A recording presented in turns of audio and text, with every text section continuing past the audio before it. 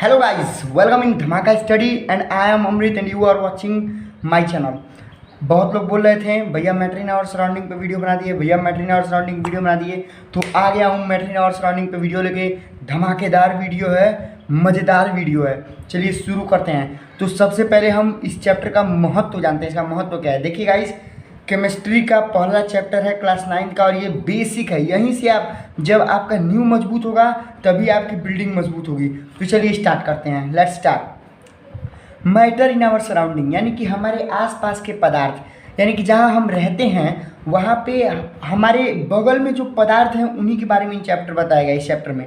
अच्छा, पदार्थ क्या होते हैं, सबसे पहले यहीं से शुरू करते हैं कि व्हाट इज़ मैटर। तो देखिए, सबसे सिंपल इसका जो डिफिनीशन है यही है, anything around us which occupies space and has mass called as matter. यानी कि हमारे आसपास कोई भी वस्तु, गाइस कोई भी वस्तु यदि उसके पास मास है, अगर आपको मास के बारे में नहीं पता है कि मास क्या होता है तो जाइए हमारी वीडियो देख के आइए, फिर आपको पता चल जाएगा कि मास क्या होता है। तो देखिए, पहला जो कंडीशन है कि उस वस्तु के पास मास हो, यानी कि थोड़ा वजन हो, सिंपल लैंग्वेज में वजन बोल सकते हैं, थोड़ा वजन हो और वो स्पेस यानी कि जगह घेरे, स्थान को कवर करे।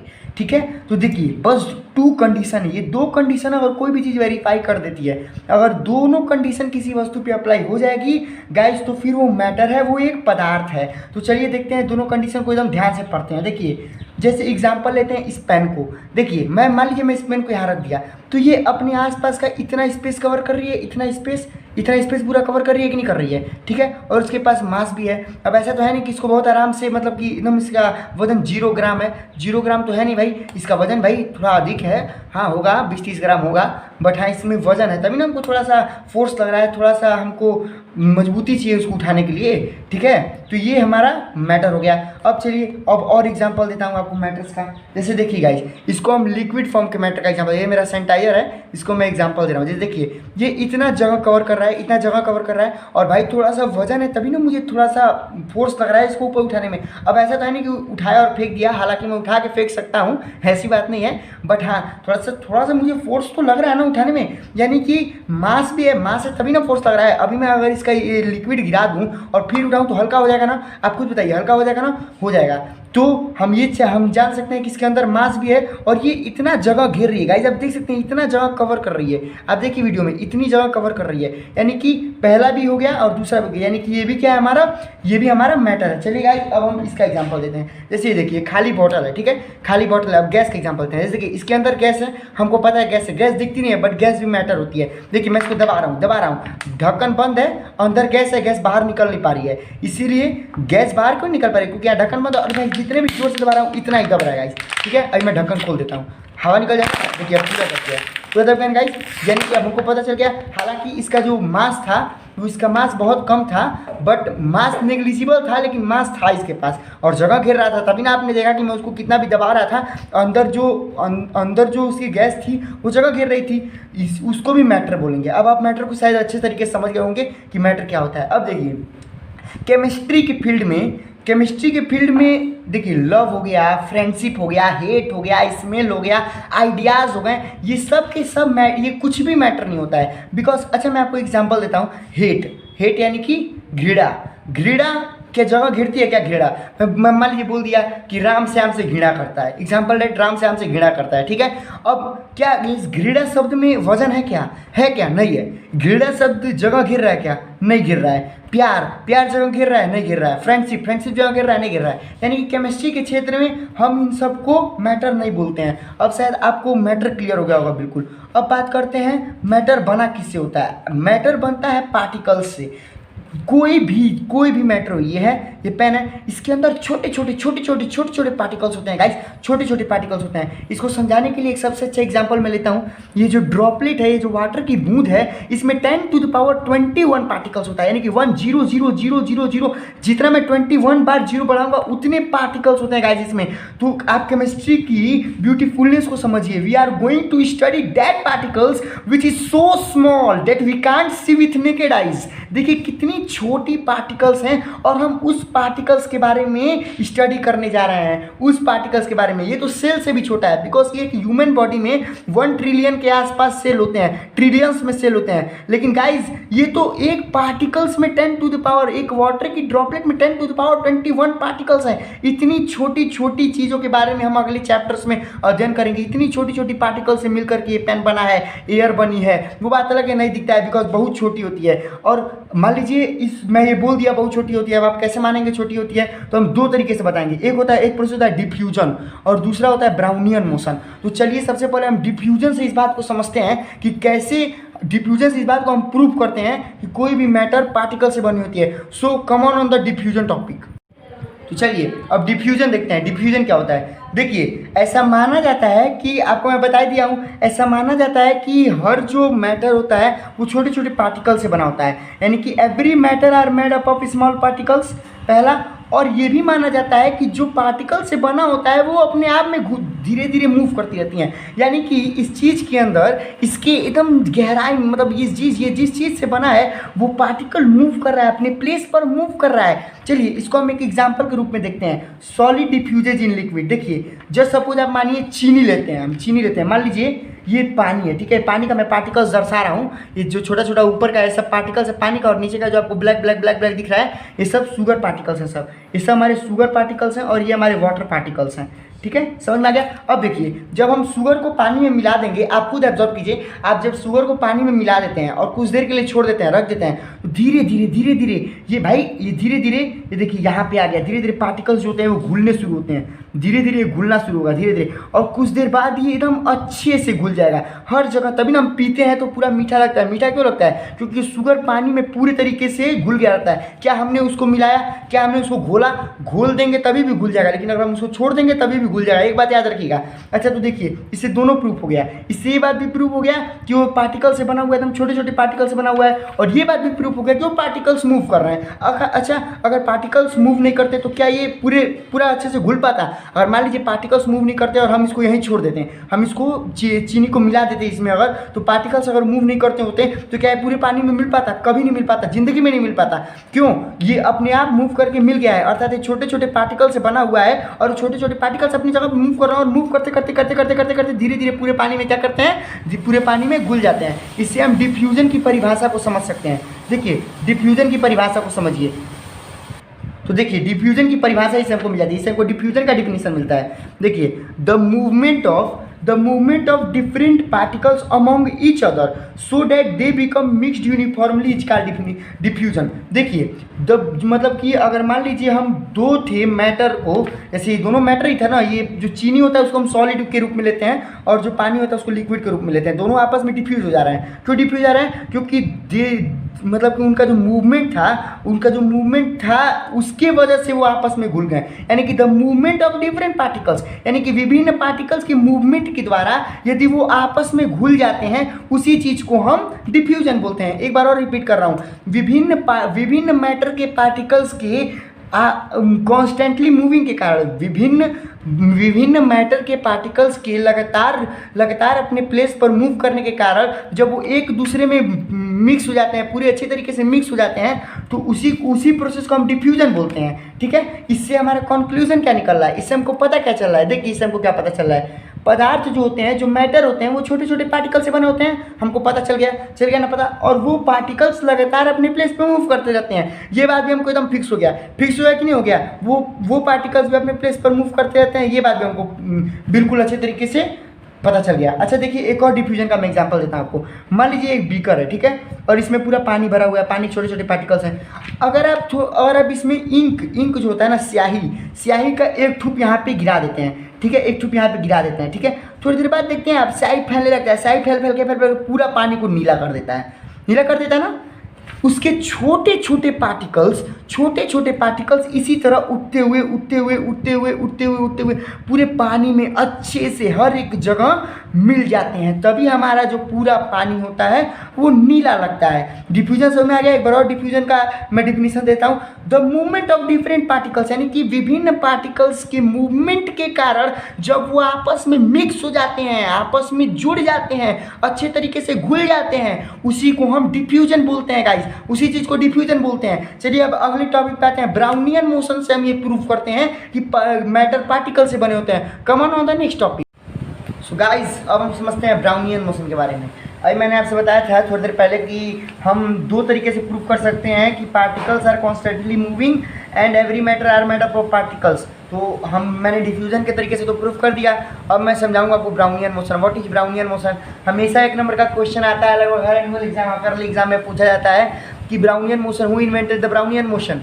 ठीक है, तो नोट कर लीजिए, रॉबर्ट ब्राउन। देखिए अपने नाम से कनेक्ट भी किया था इन्होंने, Brown to Brownian, Brown to Brownian, इससे याद भी हो सकता है, ब्राउनियन से ब्राउन। रॉबर्ट ब्राउन 1827 अपने नाम से ब्राउनियन मोशन बनाया था इन्होंने। अब देखिए समझते हैं ब्राउनियन मोशन होता क्या है। ब्राउनियन मोशन समझने से पहले हम थोड़ा सा नजर डाल लेते हैं पॉलन ग्रेन्स पे कि what are pollen grains. Pollen grains क्या होता है, ठीक है, तो मैं समझाता हूँ पॉलन ग्रेन्स क्या होता है। देखिए ये नॉर्मली अगर आपने क्लास 7 में रिप्रोडक्शन इन प्लांट पढ़ा होगा तो मेल पार्ट जो होता है फ्लावर का, मेल पार्ट जो होता है प्लांट का, उस मेल पार्ट से पॉलन निकलता है। पॉलन ड्यूरिंग रिप्रोडक्शन पॉलन निकलता है और उसी पॉलन में एक पाउडरी सब्सटेंस होता है पॉलन ग्रेन।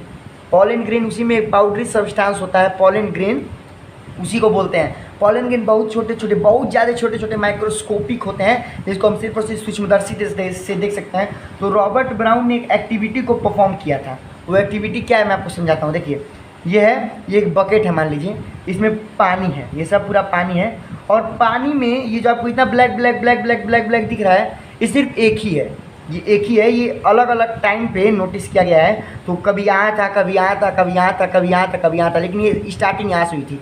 सिर्फ और सिर्फ एक पॉलन ग्रेन का सिर्फ एक पार्टिकल उन्होंने डाला था और उसको माइक्रोस्कोप से अध्ययन किया था। तो देखिए जब इसको उन्होंने डाला यहाँ पे तो उन्होंने देखा ये पार्टिकल्स बहुत तेज़ी से मूव कर रहा था। पहले यहाँ गया, फिर यहाँ गया, फिर यहाँ गया, फिर यहाँ गया, फिर यहाँ गया, फिर यहाँ गया, फिर यहाँ गया। उन्होंने सोचा है ये कैसे हो रहा है, फिर माइक्रोस्कोप का पावर और बढ़ा दिया तो उन्होंने देखा कि जो वाटर के छोटे छोटे पार्टिकल्स थे, वाटर के जो छोटे छोटे पार्टिकल्स थे, मैंने आपको बताया था कि particles are constantly moving. Particles होते हैं लगातार मूव करते रहते हैं, तो पार्टिकल लगातार मूव कर रहे थे वाटर के।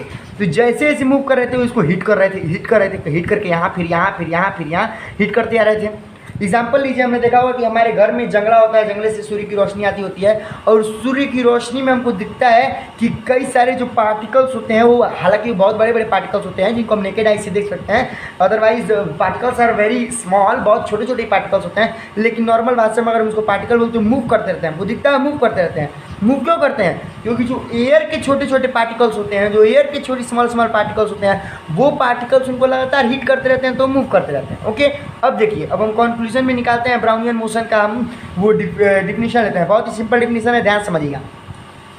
The zig zag movement of small particles suspended in liquid और gas is called Brownian motion. अब देखिए, the zig zag movement of small particles, यानी कि कोई भी स्मॉल पार्टिकल्स जो कि लिक्विड और गैस में डाला जाता है, यदि वो जिग जैग मूवमेंट करता है, जिग जैग मूवमेंट यानी कि तिरछा ऐसे मूवमेंट, देखिए ऐसे ऐसे ऐसे ऐसे ऐसे ऐसे मूवमेंट, यानी कि तिरछा इधर उधर का मूवमेंट करता है, जिग जैग उसी को बोलते हैं। The zig zag movement of small particle suspended in liquid and gas is called Brownian motion. उसी को हम ब्राउनियन मोशन कहते हैं, जब वो जिग जैग मूवमेंट करता है कोई पार्टिकल्स, जब उसको लिक्विड और गैस में डाला जाता है। क्यों जिग जैग मूवमेंट करता है?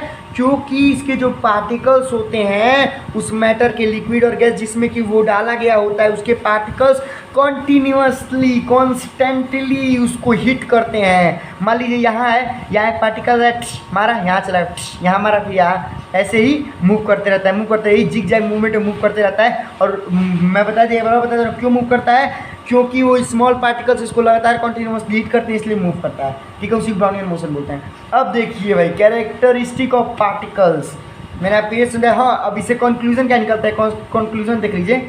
इससे कंक्लूजन हमको ये पता चल गया कि जो all matter are made up of small particles, भाई स्मॉल पार्टिकल से बना था, तभी वाटर में स्मॉल पार्टिकल्स है, तभी ना पॉलन ग्रेन को हिट कर रहे थे। तो ये तो फिक्स हो गया, all matter are made up of particles small particles, यानी कि सभी पदार्थ छोटे छोटे पार्टिकल से बने होते हैं। और ये भी फिक्स हो गया कि वाटर के जो पार्टिकल्स थे मूव कर रहे थे, तो ये भी फिक्स हो गया that particles are constantly moving.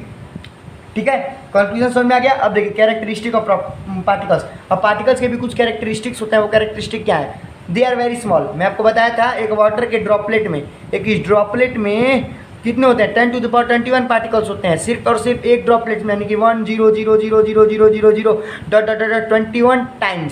21 times एक बस एक ड्रॉपलेट में 10 टू द पावर 21 पार्टिकल्स होते हैं। तो आपको इसी से अंदाजा होगा कि जो पार्टिकल्स होते हैं बहुत स्मॉल होते हैं, ठीक है।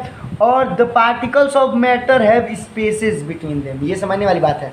देखिए एग्जाम्पल लेते हैं, मान लीजिए ये वाटर है, ठीक है, मैं वाटर का पार्टिकल बनाया, मान लीजिए ये सब पार्टिकल्स है, मान लीजिए वाटर है, ठीक है ना। और वाटर में हम नीचे चीनी मिला दिए, मान लीजिए सपोज हम इसमें चीनी मिला दिए, ठीक है, इसमें चीनी मिला दिए। थोड़ी देर बाद हम यहाँ पे लेवल मार्क कर लेंगे, जब हम इसमें वाटर डालेंगे तो यहाँ पे लेवल मार्क कर लेंगे वाटर कहाँ तक आ रहा है बीकर में, ठीक है। अब उसके बाद हम इसमें चीनी मिला देंगे, एडेड शुगर, ठीक है, ऐड शुगर कर देंगे हम इसमें चीनी मिला देंगे। और चीनी मिलाने के जस्ट बाद 15-20 मिनट बाद हम देखेंगे कि चीनी घुल गई। चीनी के जो पार्टिकल्स थे वो कॉन्स्टेंटली मूव कर रहे थे और इसमें क्या हो गए, डिफ्यूज हो गए। मैं आपको डिफ्यूजन बताया था, जब पार्टिकल्स एक दूसरे में यूनिफॉर्मली मिक्स हो जाए due to constant moving, because both are constantly moving, ठीक है। तो फिर वो दोनों आपस में घुल जाते हैं। क्यों घुल जाते हैं? कॉन्स्टेंटली मूविंग के कारण। तो फिर जब ये घुल गए तो घुलने के बाद हम इसका लेवल मार्क किए तो लेवल सेम रहा। अरे ये कैसी बात है, यहाँ पे जो लेवल था इतना था, वापस इतना ही लेवल है, चीनी के घुलने के बाद भी उतना ही लेवल है। तो इसका मतलब हमको कंक्लूजन क्या निकल रहा है कि वो जो चीनी के पार्टिकल्स थे वो बीच बीच में मिल गए। और बीच बीच में मिलेंगे कब? बीच बीच में तभी ना मिलेंगे जब गैप होगा, जब गैप होगा तभी ना मिलेंगे। मैं बोल रहा हूँ एक गिलास में पूरा पानी भर दिया गया और जब पूरा फुलफिल हो गया पानी, जब हमारा दोबारा पानी भरेंगे तो पानी बाहर गिरेगा कि पानी अंदर जाएगा? पानी बाहर गिरेगा। तो हम लोग का फिक्स हो गया कि उसमें जगह नहीं रहेगा तो पानी बाहर गिरेगा। अगर मान लीजिए हम किसी गिलास में पानी डाल रहे हैं और हमको पता नहीं है गिलास में कितना वाटर है, यदि पानी हम जा रहा है फुलफिल हो रहा है पानी, तो हमको पता है कि हाँ भाई जगह है तभी ना फुलफिल हो रहा है। तो वैसे ही इसमें जगह था तभी ना चीनी के पार्टिकल्स इसमें मिल गए। तो हम कह सकते हैं कि जो मैटर होते हैं हैविंग स्पेसेस बिटवीन देम, उनके बीच में स्पेस होता है। तीसरा समझते हैं, दे आर कॉन्स्टेंटली मूविंग। मैं आपको यही बता चुका हूँ कॉन्स्टेंटली मूव करते हैं। मैं इसको आपको डिफ्यूजन और ब्राउनियन मोशन दोनों समझा चुका हूँ, वो कॉन्स्टेंटली मूव करते हैं, ठीक है। चौथा समझते हैं, दे अट्रैक्ट ईच अदर। हाँ, वो एक दूसरे को अट्रैक्ट करते हैं। जो भी पार्टिकल्स होते हैं उनके बीच में एक फोर्स लगता है और वो एक दूसरे को अट्रैक्ट करते हैं। मान लीजिए पेन है, पेन छोटे छोटे पार्टिकल से बना हुआ है। यदि पार्टिकल्स सारे पार्टिकल्स एक पास हैं, यदि पार्टिकल्स एक पास नहीं होते, अच्छा पार्टिकल्स एक पास क्यों है? पार्टिकल्स को एक पास नहीं रहना चाहिए था, उनकी मर्जी वो इधर उधर हो जाए, इधर उधर नहीं हो रहे हैं, एक दूसरे के पास है। एक दूसरे के पास क्यों है? क्योंकि एक फोर्स ऑफ अट्रैक्शन लग रहा है, एक फोर्स लग रहा है तभी तो एक पास है, तभी तो जुड़ के बनाए हैं। तो फिर एक दूसरे का तभी ना ये पूरा बना दिए हैं पेन। तो हमको पता चल गया दे अट्रैक्ट ईच अदर हुआ है तभी ना एक दूसरे के पास मिलकर पेन बना दिए हैं। चलिए अगले टॉपिक पे चलते हैं। तो गाइज अब देखिए ऐसा है कि अब हमको पढ़ना है क्लासिफिकेशन ऑफ मैटर, यानी कि हम मैटर को किस किस श्रेणी में रखेंगे, कैसे मैटर किस किस प्रकार के होते हैं। जैसे आपने पढ़ा होगा संख्या के कई प्रकार होते हैं, वैसे ही मैटर के भी कई प्रकार होते हैं। तो उसको पढ़ने से पहले हम राइजिड एंड फ्लूइड दोनों में अंतर समझ लें कि राइजिड क्या होता है और फ्लूइड क्या होता है, ठीक है। तो चलिए, तो रिजिड जो होता है वो होता है अनबेंडिंग एंड इनफ्लेक्सिबल, यानी कि आप नॉर्मल इस भाषा में समझ सकते हैं। आप कोलगेट का प्रचार क्लोजअप या फिर कोलगेट के किसी प्रचार में, वैसे कोलगेट ही है, टूथब्रश जो होता है फ्लेक्सिबल होता है, दिखाता है वो मुड़ता है, ठीक है। नॉर्मली ये मान लीजिए रहेगा तो ये मुड़ जाएगा, ठीक है ना, उसको उसको फ्लेक्सिबल बोलेंगे। देखिए मेरा ईयरफोन है जो, देखिए ये नॉर्मल ऐसे घूम गया, यानी कि तो ये फ्लेक्सिबल है, देखिए किसी भी ओर आराम से बेंड हो जा रहा है। तो और देखिए, और ये इनफ्लेक्सिबल है। इनफ्लेक्सिबल यानी कि वो मुड़े नहीं, फ्लेक्सिबल नहीं हो, और अनबेंडिंग यानी बैंड ना हो। वही बैंड और इनफ्लेक्सिबल लगभग बैंड और फ्लेक्सिबल लगभग एक ही है, यानी कि अनबेंडिंग जैसे देखिए ये है, ये अनबेंडिंग बॉडी है, अनबेंडिंग यानी मूर्ति नहीं है, और इनफ्लेक्सिबल है, फ्लेक्सिबिलिटी नहीं है इसमें, ठीक है। तो उसको रिजिड बोलेंगे। जैसे ईट हो गया, ब्रिक हो गया, ठीक है। ये जो ब्रिक हो गया, brick is example of rigid body, ठीक है। ब्रिक हो गया, पेन हो गया, ठीक है। और मान लीजिए हम किसी बुक, ये मेरा कॉपी है, कॉपी का एक पेज है देखिए, ये फ्लेक्सिबल है, ठीक है। ये बेंडिंग है, लेकिन ये है अनबेंडिंग, बैंड नहीं हो रहा है और फ्लेक्सिबिलिटी नहीं है इसमें, ठीक है। तो रिजिड क्लियर हो गया। अब चलते हैं फ्लूइड पे। अब देखिए फ्लूइड क्या होता है। फ्लूइड वो होता है जो कि वन प्लेस से अनदर प्लेस फ्लो करे। फ्लो यानी बह जाना, एक जगह से दूसरे जगह बह जाए। जैसे एग्जाम्पल लीजिए, आप आंगन में अपने पानी गिराते होंगे तो सड़क के बह जाता है ना। हवा भी बहती है, लोग कहते हैं बहुत तेज हवा बह रही है, हवा भी बहती है, यानी कि can be flow easily from one place to another place, that is called fluid. ठीक है, that is called fluid and requires a vessel to keep it. Vessel मतलब होता है कंटेनर, यानी कि इसको रखने के लिए एक कंटेनर चाहिए, एक बर्तन चाहिए। अच्छा, अगर हमको पानी रखना हो, अच्छा हमको ये पेन रखना है, पेन नॉर्मल रख दिए, पानी रखना है तो पानी नॉर्मल उछल देंगे, कब ये भीग जाएगा, क्यों, एक जगह से दूसरी जगह बह जाएगा। तो फिर हमको नॉर्मली एक कंटेनर चाहिए। अब मुझे लगता है कि आपको पता चल गया है फ्लूइड क्या है और रिजिड क्या है। चलिए एग्जाम्पल की बात करते हैं। वाटर ले लिए, अगर वाटर ये फ्लूइड है, गैस ले लिए, water and gas both are fluid. Okay, तो फिर वाटर भी है, गैस भी है। अब गैस की कई श्रृंखलाएं हैं, ऑक्सीजन भी फ्लूइड है, नाइट्रोजन भी फ्लूइड है, कार्बन डाइऑक्साइड भी फ्लूइड है, कार्बन मोनोऑक्साइड भी फ्लूइड है, सब फ्लूइड है। वाटर में कोका कोला भी फ्लूइड है, सब फ्लूइड है। ठीक है, तो फिर रिजिड भी समझ में आ गया, फ्लूइड भी। अब आते हैं main topic, classification of matter. देखिए, दो तरीके से क्लासिफाई किया जाता है मैटर को, लेकिन इस चैप्टर में हमको एक ही तरीका समझना है। क्लासिफिकेशन का दो तरीका यह है कि पहला होता है फिजिकल क्लासिफिकेशन, यानी कि उसके फिजिकल प्रॉपर्टी पे क्लासिफाई करना, और दूसरा होता है केमिकल क्लासिफिकेशन। अब समझाता हूँ फिजिकल क्लासिफिकेशन क्या होता है और केमिकल क्लासिफिकेशन क्या होता है, ध्यान से समझिएगा। फिजिकल प्रॉपर्टी के अनुसार और केमिकल प्रॉपर्टी के अनुसार क्लासिफिकेशन कैसा होता है, उसके पहले हम समझते हैं फिजिकल प्रॉपर्टी क्या होता है। ठीक है, क्लास 7th में बताया गया था, अगर आपको नहीं पता हो तो कोई बात नहीं, मैं दोबारा समझाता हूँ, ध्यान से सुनिए। फिजिकल प्रॉपर्टी यानी कि किसी भी वस्तु की बाहरी प्रॉपर्टी। ठीक है, the property of outer side of any object, that is called physical property. Okay, जैसे देखिए ये पेन है, इसकी फिजिकल प्रॉपर्टी क्या है, बाहर से दिखने में काला है, विन स्टेन है, यहाँ पे एक रबर लगा हुआ है, यहाँ पे सिल्वर कलर का ये लगा हुआ है। ठीक है, ये सब, ये कैप लगा हुआ है, ये सब कैप ब्लैक कलर का है, ये सब क्या है, फिजिकल प्रॉपर्टी है। ओके, कागज कैसा है, कागज वाइट है, वाइट पे यहाँ पे रेड है, ये सब फिजिकल प्रॉपर्टी, यानी कि बाहर से देखने पर जो गुण पता चल जाए वो फिजिकल प्रॉपर्टी है। कोई मोटा है, छोटा है, पतला है, नाटा है, सुंदर है, गोरा है, ये कैसे पता चलता है, सब बाहर से देखने पता चलता है, और that all are the physical property of any object. अब केमिकल प्रॉपर्टी क्या होता है, केमिकल प्रॉपर्टी वो होता है जो आंतरिक गुण हो। अब इसमें देखिए, अब इसमें मैं ये कितने पार्टिकल से मिलके बना है, दिख तो नहीं रहा है, पता भी नहीं चल रहा है। ठीक है, तो ये सब जो अंदर की चीजें हैं, ठीक है, जो बाहर से नहीं दिखती हैं, ठीक है ना, वो सब क्या होती है, सब वो सब केमिकल प्रॉपर्टी होती हैं सब।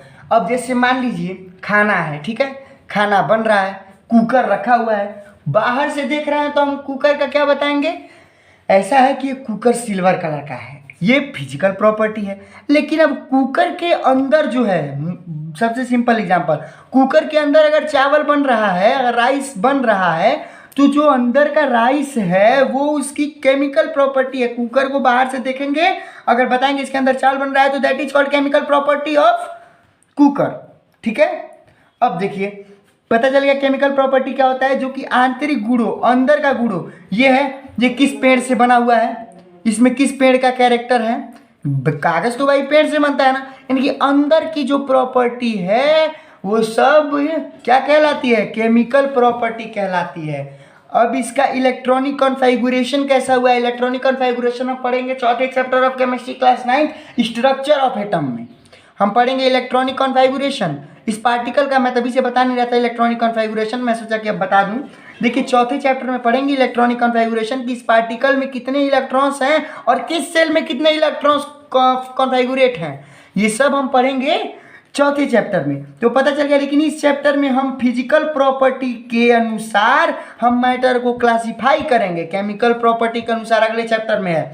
तो देखिए फिजिकल प्रॉपर्टी यानी कि बाहर से देखने पे हम कितने भागों में बांट सकते हैं, 3 भागों में, पता होगा, सॉलिड, लिक्विड एंड गैस। ये हमारी तीन क्लासिफिकेशन है मैटर का फिजिकल प्रॉपर्टी के अनुसार। ठीक है, तो हम अब आते हैं सॉलिड पे। ठीक है, तो let's come on the solid. Matter का पहला पहला क्लासिफिकेशन है फिजिकल प्रॉपर्टी के अनुसार। तो चलते हैं हम लोग सॉलिड पे और पढ़ते हैं सॉलिड के बारे में। तो देखिए, अब प्रॉपर सबसे पहले हम सॉलिड की डिफिनीशन से पहले हम सॉलिड की प्रॉपर्टीज को जानते हैं कि प्रॉपर्टीज क्या क्या होती हैं सॉलिड्स की। तो चलिए देखिए, सॉलिड के पास एक फिक्स शेप होता है और फिक्स वॉल्यूम होता है। वॉल्यूम यानी कि जगह घेरने की क्षमता, नॉर्मल भाषा में बोल सकते हैं जगह घेरने की कैपेसिटी, ठीक है। यानी कि फिक्स्ड शेप होगा, जैसे एग्जाम्पल डेट ये है, ठीक है। इसके पास अगर हम इधर से देखें तो फिक्स शेप है किसका, रेक्टेंगल का। इधर देखें तो हाफ सिलेंडर का, ठीक है, समझ रहे हैं। यानी कि फिक्स्ड शेप है इसका, एक जो शेप है वो बिल्कुल फिक्स है, ठीक है ना। अब देखिए, इसके पास फिक्स वॉल्यूम भी है, यानी कि ये अगर इतना एरिया कवर कर रहा है और ये इतना एरिया कवर कर सकता है, तो अब ऐसा तो नहीं है कि अगले मोमेंट में अगर हम इसको उठा के उधर रख दें तो ये इतना एरिया कवर कर लेगा, ऐसा नहीं है। यानी कि फिक्स्ड शेप भी है और फिक्स्ड वॉल्यूम भी है। और कैन नॉट कॉम्प्रेस्ड, कॉम्प्रेस्ड का मतलब क्या होता है समझिए, दबाया नहीं जा सकता है इसके एटम्स को, इसके पार्टिकल्स को, और कंप्रेस दबाया नहीं जा सकता। ऐसे देखिए ये है, रख दिए, अब इसको दबा रहे हैं, जोर से दबा रहे हैं, दबा पा रहे हैं, इसके शेप में परिवर्तन हुआ, वॉल्यूम में परिवर्तन हुआ, नहीं हुआ, यानी कि कांट बी कंप्रेस्ड, इसको कंप्रेस नहीं किया जा सकता है नॉर्मल। अब देखिए, हैविंग हाई डेंसिटी। अब हाई डेंसिटी समझने से पहले डेंसिटी समझते हैं। व्हाट इज डेंसिटी, ये मिलेगा फिजिक्स के 3rd chapter class 9th gravitation में, डेंसिटी के बारे में। नॉर्मल भाषा में डेंसिटी समझते हैं, व्हाट इज डेंसिटी, तो घनत्व, घनत्व को डेंसिटी बोलते हैं, यानी कि मास पर यूनिट वॉल्यूम, मास पर यूनिट वॉल्यूम को ही बोलते हैं डेंसिटी। यानी कि समझिए कितना कोई चीज़ घना है, कितना सघन है। जैसे एग्जाम्पल लेते हैं हम कि ये पेन है, पेन के पार्टिकल्स जो होते हैं बहुत ज़्यादा सघन होते हैं, बहुत ज़्यादा चिपके, बहुत ज़्यादा सटे होते हैं, तो ज़्यादा घना है, ज़्यादा डेंस है, ज़्यादा सघन है। अब जो पानी के पार्टिकल्स होते हैं थोड़ी दूर होते हैं, इसीलिए जब हम उसमें एक मुक्का मारते हैं तो पानी हट जाती है और हमारा हाथ अंदर चला जाता है। लेकिन अगर अभी हम पेन को रख के मारेंगे तो क्या पेन हटेगा, क्या चोट लग जाएगा, क्योंकि पार्टिकल्स ज़्यादा घने हैं। ज़्यादा घने का मतलब, ज़्यादा डेंस का मतलब ज़्यादा पास है। कितना ज़्यादा पार्टिकल्स कितने क्षेत्र में है उसी को डेंसिटी बोलते हैं। तो वही बोल रहा है हैविंग हाई डेंसिटी, यानी कि जो इसका डेंसिटी होगा, जो इसका घनत्व होगा, जितना ये सघन होगा, ये ज़्यादा सघन होगा, इसके पार्टिकल्स ज़्यादा क्लोज होंगे, ठीक है। अब बात करते हैं do not fill their container completely, यानी कि अपने जिस बर्तन में रखे जाएंगे, जिस कंटेनर में रखे जाएंगे, उसको पूरा नहीं भर पाएंगे। तो फिर ये कहना चाह रहा है कि जब सॉलिड को हम किसी वेसल में या फिर किसी कंटेनर में रखते हैं तो वो उसको पूरा नहीं भर पाता है। यानी कि इस यहाँ पे इसका कंपैरिजन कर रहा है गैस से। जैसे एग्जांपल में देखिए, गैस है, मान लीजिए ये हमारा ढक्कन है, बॉटल है, मान लीजिए हमारा, जस्ट सपोज ये हमारा बॉटल है, ठीक है। हम इसका कैप खोले हुए हैं, तो इसमें पूरा क्या एयर भरा रहेगा ना, पूरा एयर भरा रहेगा। वैसा तो है नहीं कि इसमें आधा इतना एयर भरा रहेगा, इसमें तो वही पूरा एयर भरा रहेगा। यानी कि गैस अपने कंटेनर्स को कंप्लीटली फिल करते हैं, बट सॉलिड नहीं फिल करता है। अब मान लीजिए यही है, ठीक है। अभी हम इसमें चीनी डाल देते हैं, अभी हम इसमें इतना चीनी डाल दिए, जस्ट सपोज हम इसमें इतना चीनी डाल दिए, तो इतना ही अगर चीनी डाले हैं तो क्या वो चीनी पूरा भर गया है, क्या अपने कंटेनर को पूरा भर दिया? नहीं, अपने कंटेनर को तो इतना ही भरा।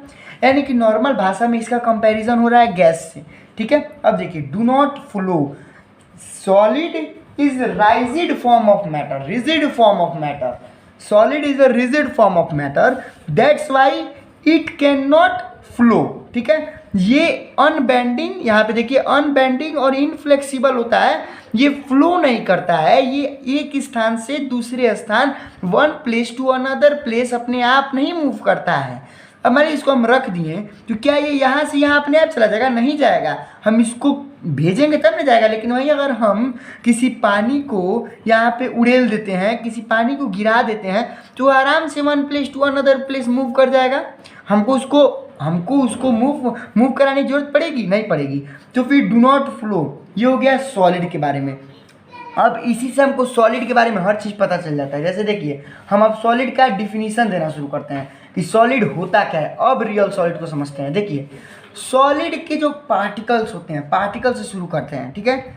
सॉलिड के जो पार्टिकल्स होते हैं, सॉलिड क्यों फिक्स शेप लेता है, फिक्स वॉल्यूम लेता है। देखिए मान लीजिए ये कोई डब्बा है, ठीक है। जैसे सपोज कोई एक डब्बा है, अगर हम इसको माइक्रोस्कोप से देखते हैं इसके पार्टिकल्स टू डेंस, बहुत घने होते हैं, बहुत घने होते हैं, एक एक पास होते हैं, बिल्कुल एकदम एक फिक्स जगह पे होते हैं। एक यहाँ है, उसके बगल में इतने एक सेम डिस्टेंस पे होते हैं, सेम डिस्टेंस पे होते हैं, एकदम बिल्कुल एक जगह पे डेंस होते हैं। इसीलिए सॉलिड फिक्स शेप लिया होता है, इसीलिए सॉलिड फिक्स शेप लिया होता है और फिक्स वॉल्यूम लिया होता है। और इसीलिए सॉलिड कंप्रेस भी नहीं हो सकता है। पार्टिकल्स आर टू डेंस, इतने ज़्यादा क्लोज होते हैं ना, इतने ज़्यादा क्लोज होते हैं कि इनको हम दबा ही नहीं सकते। मान लीजिए दो वस्तु है, मान लीजिए दो वस्तु है, ये इन्हीं दोनों को लेते हैं, इन्हीं दोनों को, इन दोनों का हम बिल्कुल एक पास कर चुके हैं, बिल्कुल इतना एक पास हो चुका है। अब इससे अधिक के सटेंगे क्या, ये तो पूरे मैक्सिमम सट चुके हैं ना,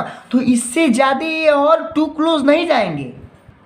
तो ऐसे ही वो भी है, ऐसे ही ये भी है, सारे के सारे टू क्लोज हैं, बहुत ज़्यादा क्लोज हैं और क्लोज नहीं जा सकते हैं। इसीलिए हम इसको और ज़्यादा प्रेस और ज़्यादा नहीं दबा सकते हैं, ठीक है। अब देखिए हैविंग हाई डेंसिटी, इसी से पता चलता है हाई डेंसिटी यानी कि कितने ज़्यादा क्लोज हैं। जितने क्लोज होंगे, जितने ज़्यादा पार्टिकल्स एक पास होंगे, जितने ज़्यादा पार्टिकल्स एक पास रहेंगे, उसी को डेंसिटी बोलते हैं। अब डू नॉट फील देयर, ये तो सब मैं बता ही चुका हूँ आप लोग को। तो यही पूरा सॉलिड के बारे में था। सॉलिड के बारे में एक चीज़ जो सबसे ज़रूरी है वो यही है नॉर्मली कि सॉलिड कि जो पार्टिकल्स होते हैं वो एक बिल्कुल पास होते हैं और बिल्कुल सेम डिस्टेंस पे होते हैं। यानी कि अगर ये इससे 0.1 माइक्रोमीटर दूर है तो अगला भी उससे 0.1 माइक्रोमीटर दूर ही होगा, 0.2 नहीं होगा। बिल्कुल एक कांस्टेंट वेरी करते हैं सब ये, ठीक है ना। अब देखिए एग्जाम्पल्स लेते हैं कुछ। एक होता है स्पॉन्ग, स्पॉन्ग होता है एक, अरे बर्तन धोया जाता है इससे। तो ये स्पॉन्ग जो होता है ये आराम से बैंड हो सकता है, ठीक है ना, आराम से बैंड हो जाता है, लेकिन हम इसको सॉलिड बोलते हैं। सॉलिड इसको इसलिए बोलते हैं, रबड़ बैंड है। एक और एग्जांपल लेते हैं, रबड़ बैंड। स्पॉन्ग को बहुत लोग नहीं जानते होंगे, रबड़ बैंड लेते हैं। अब देखिए रबड़ बैंड के बारे में मैं बता रहा था। जो रबड़ बैंड होता है ना, रबड़ बैंड को हम सॉलिड बोलते हैं, लेकिन रबड़ बैंड तो आराम से मुड़ जाता है, इनफ्लेक्सिबल नहीं होता है, बेंडेबल होता है और फ्लेक्सिबल होता है रबड़ बैंड। लेकिन हम इसको सॉलिड क्यों बोलते हैं, अब समझिए इसको सॉलिड हम क्यों बोलते हैं। देखिए रबड़ बैंड भी सॉलिड है, वो मुड़ता कब है, जब हम उस पर एक्सटर्नल फोर्स अप्लाई करते हैं। When we apply external force तब जाकर वो मुड़ता है, ठीक है। तो हम इसीलिए इसको सॉलिड बोलते हैं। अगर मान लीजिए हम उसको दबा दिए, बिल्कुल उसको सिकोड़ दिए, ठीक है, और फिर जब छोड़ेंगे तो आपने एक चीज़ ध्यान दिया है, वापस वो अपने शेप में आ जाएगा, उसके शेप में कोई परिवर्तन नहीं होगा। यानी कि जब हम एक्सटर्नल फोर्स अप्लाई करेंगे तब तक ही वो हमारे एक्सटर्नल फोर्स के कारण अपना शेप चेंज करेगा, और जब हम अपना एक्सटर्नल फोर्स हटाएंगे तब वो अपने रियल शेप में आ जाएगा। यही पूरा था सॉलिड के बारे में। चलिए अब हम लोग समझते हैं प्रॉपर्टीज ऑफ लिक्विड। अब हम चलते हैं लिक्विड की ओर और जानते हैं लिक्विड की प्रॉपर्टीज क्या होती हैं। So come on the next topic. तो चलिए अब देखते हैं प्रॉपर्टीज ऑफ लिक्विड। जैसे कि मैं बता रहा था, देखिए इसके पास फिक्स्ड वॉल्यूम तो होता है बट फिक्स्ड शेप नहीं होता है। वॉल्यूम जैसा कि आप सभी को पता है कि वॉल्यूम क्वांटिटी होता है, यानी कि कितना क्वांटिटी किसी ऑब्जेक्ट के पास है, that is called volume of that substance, ठीक है। तो इसके पास फिक्स्ड वॉल्यूम तो होता है बट फिक्स्ड शेप नहीं होता है। चलिए एग्जांपल लेते हैं कोका कोला का। जस्ट सपोज, देखिए जस्ट सपोज कि मैं कोका कोला का बोतल लाया, ठीक है ना, कोका कोला का मैं एक बोतल ला रहा हूँ, ठीक है ना, नॉर्मल बन जाए बस, ठीक है। मान लीजिए मैं कोका कोला का बोतल लाया, ठीक है ना, और इस कोका कोला के बोतल में मैं निकाला, इसका कोका कोला जो था मान लीजिए 500 मिलीलीटर था, ठीक है, 500 मिलीलीटर था, 500 मिलीलीटर था। अब इसको मैं निकाला बोतल में से, इसको मैं एक कंटेनर में, इसको किसी नॉर्मल में बर्तन में इसको मैं उड़ेल दिया, इसको मैं पॉर कर दिया, ठीक है, नॉर्मल बर्तन में। अब देखिए पहले इसका शेप ऐसे था, पहले इसका ये शेप था, अब इसका ये शेप हो गया। बट क्या ये 500 मिलीलीटर से 501 या 499 हो गया क्या? बड़ा घटा है? नहीं ना, होगा तो उतना ही होगा, वॉल्यूम में, क्वांटिटी में तो वो उतना ही होगा, बट शेप में चेंज आई है। पहले ऐसा था, अब ऐसा हो गया। क्लियर हो गया कि liquid have fixed volume but do not have fixed shape. Okay, चलिए अब देखिए, कैन बी कंप्रेस्ड इजीली।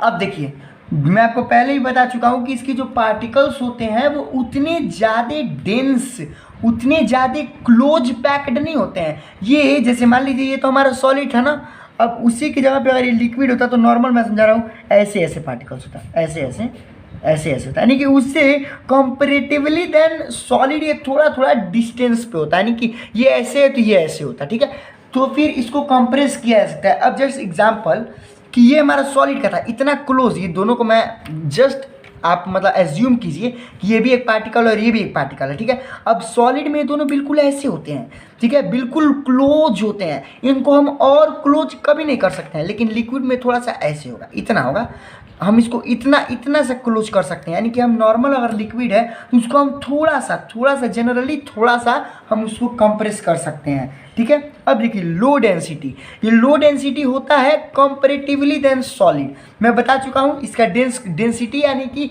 वो ऑब्जेक्ट कितना डेंस है, कितना सघन है, कितना ज़्यादा क्लोज उसके एटम्स हैं, उसी को हम डेंसिटी बोलते हैं। यानी कि इसके बाद लो डेंसिटी है। क्यों लो डेंसिटी होता है? बिकॉज कि इसके पार्टिकल्स थोड़े दूर दूर होते हैं, इसीलिए लो डेंसिटी होता है। अब देखिए, do not fill their container completely, यहाँ भी ये वाला जो प्रॉपर्टी है वो बिल्कुल कंपेयर किया जा रहा है गैस से। दोबारा कह देता हूँ, मान लीजिए गैस है, मान लीजिए मैं एक ग्लास लिया, ठीक है, एक ग्लास लिया, ठीक है ना, इस ग्लास को मैं नॉर्मल रख दिया, इसमें एयर कितना होगा, यानी कि इसमें नॉर्मली इसमें एयर कितना होगा, पूरा भरा होगा, एयर तो पूरा भरा होगा। ठीक है, मैं ऐसा नहीं कह सकता हूँ कि एयर इस गिलास में आधा भरा है और आधा गिलास एयरलेस है, ऐसा कह सकता हूँ क्या? ऐसा बिल्कुल नहीं कह सकता हूँ, बिकॉज कि एयर पूरा भरा हुआ है। ठीक है, बट अगर मान लीजिए मैं इसमें इतना ही मेरे बस में, मैं मान लीजिए मैं इसको नॉर्मल, मैं इसको इतना ही, मान लीजिए बस मैं इसको इतना ही फिल किया हूँ, ठीक है, मान लीजिए बस मैं इसको आधा ही फिल किया हूँ, तो क्या मैं कह सकता हूँ क्या कि ये पूरा भरा हुआ है? मैं बिल्कुल नहीं कह सकता हूँ कि ये पूरा भरा हुआ है।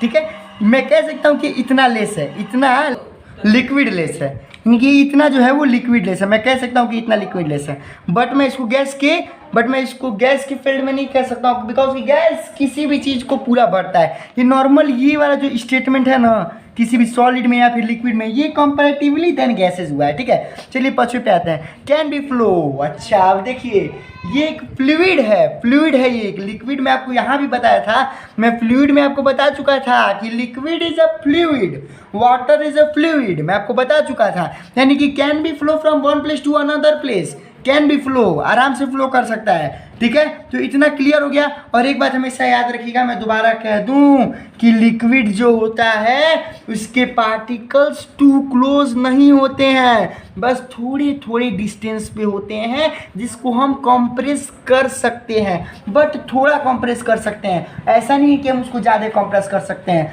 तो चलिए फिर let's come on the next topic, properties of gases. तो फिर अब हम लोग देखेंगे प्रॉपर्टीज ऑफ गैसेस के बारे में।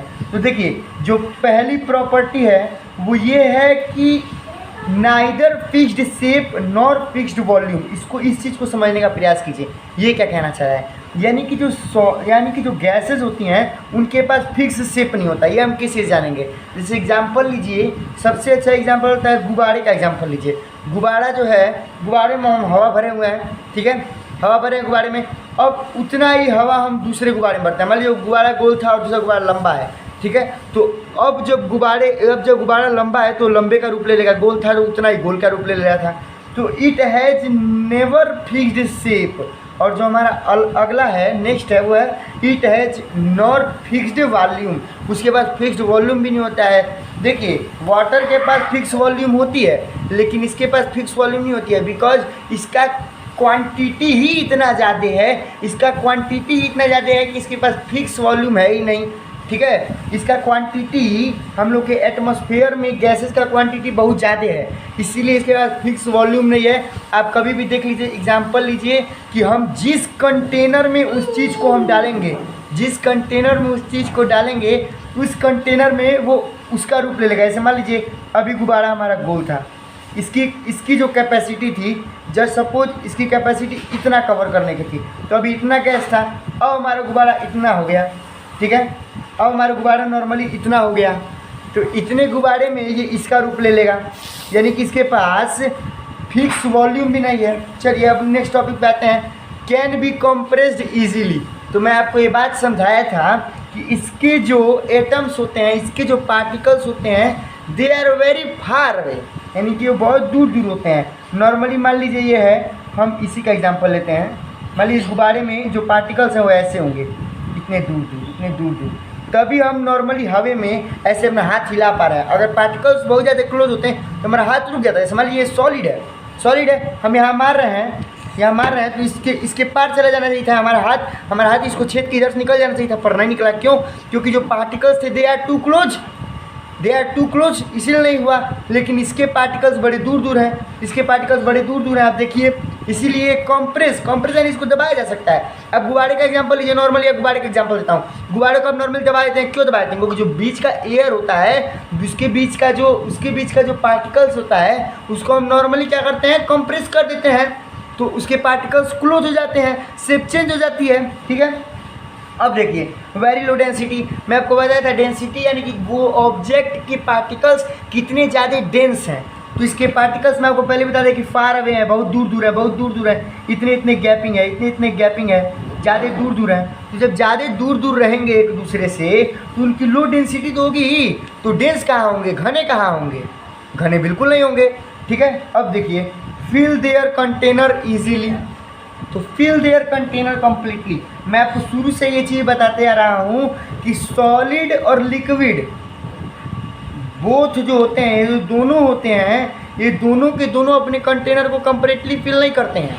ये इससे कंपेयर किया जा रहा था, प्रॉपर्टी ऑफ गैस, इन दोनों की प्रॉपर्टी कंपेयर की जा रही थी, बिकॉज कि ये प्रॉपर्टी ऑफ जो गैस होती है, ये होती है fill their container completely. Normal आप जो भी कंटेनर देखिए उसमें क्या है, वो हवा से भरी हुई है, हवा से भरी हुई है। वो कोई भी चीज़ हवा से भरी हुई है, वो हर जगह हवा है, एयर इज एवरीवेयर, ठीक है। अब देखिए फ्लो इजीली, मैं आपको पहले ही बता चुका हूँ फ्लूइड के बारे में, air is a fluid, gas is a fluid. तो जब गैस फ्लूइड है तो फ्लूइड होता ही वो है जो वन प्लेस से अनदर प्लेस क्या करे, फ्लो कर जाए, यानी कि आराम से फ्लो कर जाती है। आपने सुना भी होगा हवा बह रही है, नॉर्मल गैसेस बहती रहती हैं, इसीलिए क्या बोलते हैं, प्रॉपर्टी ऑफ गैस में फ्लो इजीली भी है। चलिए अब आते हैं नेक्स्ट टॉपिक पे, force of attraction between particles. अब देखिए force of attraction between particles, ये हमारा नेक्स्ट टॉपिक है, यही टॉपिक है हमारा। अब हम इस पर चर्चा करते हैं। चलिए इसके पहले मैं आपको बता चुका था कि फोर्स ऑफ अट्रैक्शन क्या होता है, what is force of attraction between particles. जो फोर्स ऑफ अट्रैक्शन होता है, इसी की वजह से कोई ऑब्जेक्ट बन पाती है। मान लीजिए पेन है, मैं दोबारा एग्जांपल देता हूँ, मान लीजिए पेन है, ठीक है। पेन के जो पार्टिकल्स हैं एकदम सटे सटे हुए हैं, एकदम सटे सटे हुए हैं। वो सटे क्यों हैं, क्यों नहीं, वो एक दूसरे क्यों सटे हैं, क्यों नहीं दूर हो जा रहे हैं? दूर इसलिए नहीं हो रहा है क्योंकि वो उन सब के बीच में क्या है, एक फोर्स ऑफ अट्रैक्शन लग रहा है। उन पार्टिकल्स के बीच में एक फोर्स ऑफ अट्रैक्शन लग रहा है, दैट्स वाई वो एक दूसरे से दूर नहीं जा रहा है। अगर वो एक दूसरे से दूर जाते तो क्या ऑब्जेक्ट बन पाता?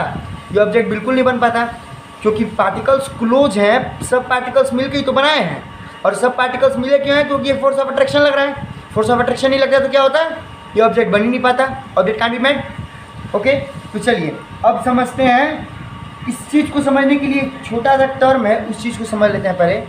काइनेटिक एनर्जी का टर्म, ये मोस्टली फिजिक्स में है, वर्क एंड एनर्जी चैप्टर 4 में काइनेटिक एनर्जी है, पोटेंशियल एनर्जी है, पूरी एनर्जी के बारे में है। लेकिन नॉर्मल भाषा में मैं आपको समझा दे रहा हूँ, अगर आपको काइनेटिक एनर्जी के बारे में नहीं पता है तो देखिए, कोई भी वस्तु, कोई भी जो ऑब्जेक्ट होती है उसको एनर्जी की रिक्वायरमेंट होती है कोई वर्क करने के लिए। कोई भी वर्क अगर हम कर रहे हैं, अपना हाथ में ऐसा कर रहा हूँ, पेन उठा रहा हूँ, मुझे एनर्जी की रिक्वायरमेंट है। एनर्जी ऊर्जा रहेगी तभी ना मैं कोई काम कर पाऊँगा। तो अगर पार्टिकल्स कॉन्स्टेंटली मूव कर रहे हैं, particles are constantly moving, in any matter, हम लोग को ये पता है। तो पार्टिकल्स मूव कर रहे हैं, क्यों मूव कर रहे हैं? मूव कर रहे हैं, क्यों मूव कर रहे हैं? क्योंकि उनके पास एनर्जी है। एनर्जी नहीं रहेगा तो मूव कहाँ से करेगा? अगर हमारे पास एनर्जी नहीं रहेगा तो हम चल पाएंगे? खाना नहीं खाएंगे 10 दिन से, अगर मैं मान लिया आप 10 दिन से खाना नहीं खाए, आपको 20 दिन से खाना नहीं जाएगा, वैसे तो आदमी मर जाता है नॉर्मल इतने पीरियड्स में, 10 दिन 20 दिन के पीरियड्स में। बट नॉर्मली मान लीजिए 5 दिन आपको खाना नहीं दिएगा और आपको कह दिया कि नहीं दौड़ो 100 मीटर दौड़ो, दौड़ पाएंगे? एनर्जी नहीं रहेगी बॉडी में। तो बॉडी में एनर्जी नहीं रहेगी, तो वैसे ही जब पार्टिकल्स में एक एनर्जी नहीं रहेगी तो पार्टिकल्स मूव कैसे करेंगे? यानी कि ये मस्ट रिक्वायर है कि उन सबके पास एक एनर्जी होगी। और एक बात याद रखिए, 9th में हमको 2 प्रकार की एनर्जी पढ़नी है। मैकेनिकल एनर्जी के 2 रूप है, काइनेटिक एनर्जी और पोटेंशियल एनर्जी। एक भाषा में काइनेटिक को मैं डिफाइन कर दे रहा हूँ। जब कोई ऑब्जेक्ट चलती है, जब कोई ऑब्जेक्ट मूव करती है, जब कोई ऑब्जेक्ट मूव करती है तो उसके पास एनर्जी होगा तभी ना ऑब्जेक्ट मूव करेगी जी। इतना तो कन्फर्म है कि एनर्जी रिक्वायर होगा तभी वो मूव करेगी। एनर्जी होगा, इसका मतलब जब कोई ऑब्जेक्ट चलेगी, जब कोई ऑब्जेक्ट मूव करेगी तो अपने अंदर एक एनर्जी लाएगी, उस एनर्जी को ही बोलते हैं काइनेटिक एनर्जी। ठीक है, जितना ऑब्जेक्ट तेज़ी से मूव करेगी, जितना ऑब्जेक्ट ज़्यादा मूव करेगी, उतना ज़्यादा काइनेटिक एनर्जी होगा। एक बार और बता दे रहा हूँ, जब कोई ऑब्जेक्ट चलती है तब वो अपने अंदर एक एनर्जी प्रोड्यूस करती है, उस एनर्जी को बोलते हैं काइनेटिक एनर्जी।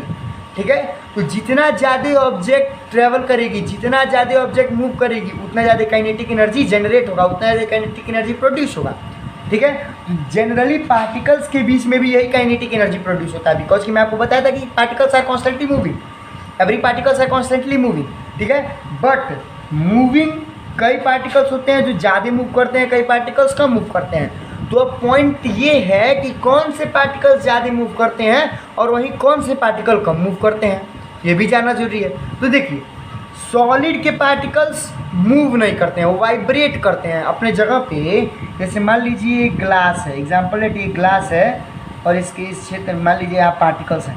तो पार्टिकल्स इतने क्लोज होते हैं कि उनको मौका ही नहीं मिलेगा कि वो ज़्यादा मूव करें, क्योंकि उनके बगल में पार्टिकल है। अगर मान लीजिए बहुत बड़ी भीड़ है, बहुत बड़ी भीड़ है एक रैली में, आपको दौड़ने के लिए कह दिया, आप दौड़ पाएंगे? नहीं दौड़ पाएंगे। क्यों नहीं दौड़ पाएंगे?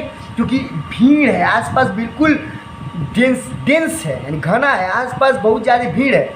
तो वैसे ही इस केस में भी होता है, इस केस में भी आसपास बहुत ज़्यादा भीड़ होता है, तो ये मूव नहीं कर पाते हैं, बस वाइब्रेट करते हैं, ऐसे ऐसे ऐसे ऐसे वाइब्रेट करते हैं, ऐसे ऐसे ऐसे ऐसे मूव करते हैं। ठीक है, ये बस वाइब्रेट करते हैं। ओके, तो मैं आपको अभी काइनेटिक एनर्जी बताया था कि जो जितना अधिक मूव करेगा वो अपने अंदर उतनी अधिक काइनेटिक एनर्जी जनरेट करेगा, वो उतना अधिक काइनेटिक एनर्जी जनरेट करेगा। तो अब देखिए, सॉलिड के पार्टिकल सबसे कम मूव कर रहे हैं because they are vibrating, they are constantly vibrating. ठीक है, तो सबसे कम, क्योंकि सबसे कम ये मूव कर रहा है बिकॉज कि सबसे अधिक डेंस है। बात को समझने का प्रयास कीजिए। अब वहीं हम लिक्विड के क्षेत्र में आ जाते हैं। मान लीजिए ये लिक्विड है, ठीक है, ये लिक्विड है, एग्जाम्पल है, इसके जो पार्टिकल्स हैं ये इतने इतने दूरी पर होंगे, मतलब इतने इतने दूरी पर होंगे, यानी कि ये थोड़ा थोड़ा, ज़्यादा नहीं बट थोड़ा थोड़ा मूव कर सकते हैं, यानी कि ये इतना इतना मूव कर सकते हैं, ये इतना इतना मूव कर सकते हैं। ठीक है, ये इतना इतना मूव कर सकते हैं क्योंकि भीड़ थोड़ी कम है। बात समझ आ रही है? भीड़ कम है, डेंसिटी कम है, ये जिसके जो पार्टिकल्स हैं थोड़ी दूर दूर है, तो ये थोड़ा ज़्यादा मूव कर सकती है। तो इसमें जो काइनेटिक एनर्जी होगा वो कंपैरेटिवली देन सॉलिड थोड़ा सा अधिक होगा कि नहीं होगा? क्योंकि काइनेटिक एनर्जी है ही वो, जब ऑब्जेक्ट मूव करेगी then it generate kinetic energy. तो जब ज़्यादा मूव करेगी तो ज़्यादा काइनेटिक एनर्जी जनरेट करेगी और कम मूव करेगी तो कम काइनेटिक एनर्जी जनरेट करेगी। यहाँ पे ऑब्जेक्ट, सॉलिड में ऑब्जेक्ट का जो पार्टिकल्स थे वो पार्टिकल्स कम मूव कर रहे थे। इट मीन्स वो वाइब्रेट कर रहे थे, मूव नहीं करते, वाइब्रेट कर रहे थे, यानी कि बहुत कम, एक्चुअल में हम कह सकते हैं उसको कि बहुत कम मूव कर रहे थे। तो बहुत कम मूव करेंगे तो फिर बहुत कम काइनेटिक एनर्जी जनरेट होगी। और वहीं लिक्विड के क्षेत्र में वो थोड़े ज़्यादा मूव करेंगे बिकॉज की पार्टिकल्स थोड़े थोड़े दूर होंगे, तो उस फिर काइनेटिक एनर्जी लिक्विड में सॉलिड के मुकाबले क्या होगी? ज़्यादा होगी। ठीक है, अब देखिए, अब बात करते हैं हम गैसेस की। अब मान लीजिए यहाँ पे गैस है, एग्जाम्पल है, मैं यहाँ गैस बना दे रहा हूँ, ऐसे बस एग्जाम्पल है। मान लीजिए गैस है, ठीक है, भाप है, ठीक है। अब इसके जो पार्टिकल्स होंगे बहुत दूर दूर होंगे, इतने दूर दूर होंगे, इतने दूर दूर होंगे, एग्जाम्पल रख लीजिएगा, इतने दूर दूर होंगे। तो अब इनको मौका मिलेगा ज़्यादा मूव करने का, दे आर कॉन्स्टेंटली मूविंग, इनको मौका क्या मिलेगा? ज़्यादा मूव करने का। ज़्यादा मूव करेंगे तो काइनेटिक एनर्जी सबसे अधिक किस में होगी, गैसेज में होगी, बिकॉज कि ये कम डेंस है, बिकॉज कि ये कम घने हैं। तो एक लाइन में अवंती में समझते हैं कि काइनेटिक एनर्जी सबसे कम होती है सॉलिड में, उसके बाद सबसे कम होती है लिक्विड में, और सबसे अधिक होती है गैसेज में। ठीक है, अब देखिए, अब फोर्स ऑफ अट्रैक्शन किस में अधिक होता है, फोर्स ऑफ अट्रैक्शन किस में अधिक होता है, ये बात समझने के लिए आप ध्यान से समझिए। फोर्स ऑफ अट्रैक्शन सबसे अधिक सॉलिड में होता है। पार्टिकल्स जितने ज़्यादा क्लोज रहेंगे फोर्स ऑफ अट्रैक्शन उतना मजबूत होगा। तभी तो सॉलिड जो होता है कड़ा होता है, ये सॉलिड है, ये चीज़ सॉलिड है, ये ज़्यादा कठोर है, ये ज़्यादा स्ट्रॉन्ग है, ज़्यादा हार्ड है। क्यों हार्ड है, क्योंकि particles are too close and the force of attraction are high. Force of attraction is high. जब फोर्स ऑफ अट्रैक्शन हाई रहेगा, पार्टिकल्स ज़्यादा क्लोज रहेंगे तो काइनेटिक एनर्जी कम रहेगा, पार्टिकल्स मूव भी नहीं कर पाएंगे। समझ में आ रही है बात। तो फोर्स ऑफ अट्रैक्शन सबसे अधिक होता है सॉलिड के पार्टिकल्स में, ठीक है। उसके बाद सबसे अधिक होता है लिक्विड के पार्टिकल्स में, और उसके बाद सबसे कम जो फोर्स ऑफ अट्रैक्शन होता है वो होता है इन द गैसेस पार्टिकल्स। ठीक है, इतना समझ में आ गया बात। अब देखिए, फोर्स ऑफ अट्रैक्शन को कहते क्या है। फोर्स ऑफ अट्रैक्शन को दो चीज़ कहते हैं नॉर्मल भाषा में, नोट कर लीजिए, कहीं आता है बहुत बार, कोहेसियन और inter particle force. Inter particle force से आपको साफ समझ में आ जा रहा है, दोनों मतलब एक ही देते हैं, जनरली भाषा में दोनों मतलब एक ही देते हैं। Inter particle force, force of attraction between particles को हम कहते हैं इंटर पार्टिकल फोर्स, और उसको कोहेसियन भी बोलते हैं, बट इंटर पार्टिकल फोर्स थोड़ा ज़्यादा लोग उपयोग में लाते हैं। ठीक है, इंटर पार्टिकल फोर्स से ही पता चला है कि पार्टिकल के बिटवीन में जो फोर्स लग रहा है, among the particle force generate हो रहा है, जो उसको इंटर पार्टिकल फोर्स कहेंगे। ये बात समझ में आ गई। चलिए अब हम बढ़ते हैं नेक्स्ट टॉपिक की ओर। So come on the let's come on the next topic. तो फिर गाइज आज के लिए बस इतना ही।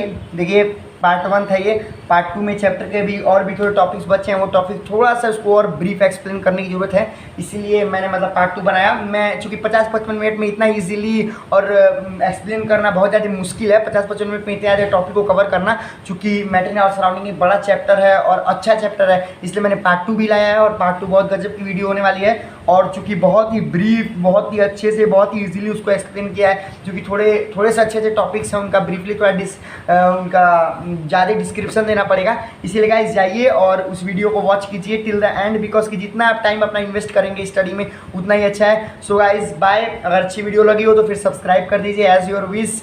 Bye guys.